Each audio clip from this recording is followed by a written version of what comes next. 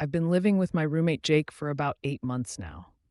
When we first moved in together, everything seemed fine.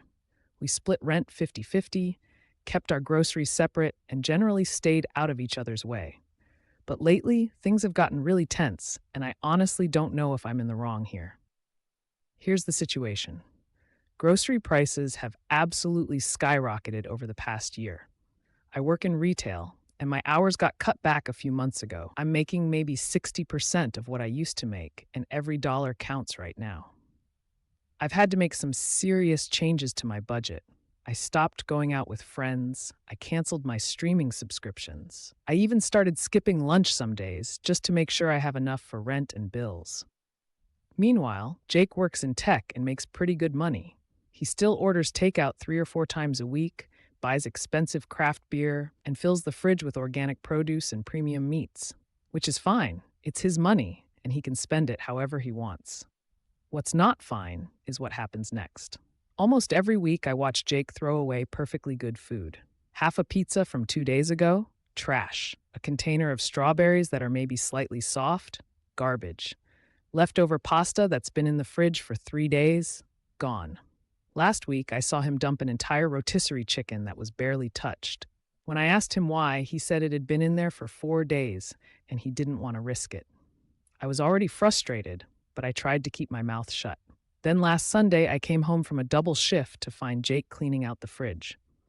He had a garbage bag full of food, probably $50 worth at least. Bags of salad greens, deli meat, cheese, vegetables, bread. Some of it was definitely still good. I had eaten a bowl of plain rice for dinner because that's what I could afford, and here he was throwing away enough food to feed me for a week. I snapped.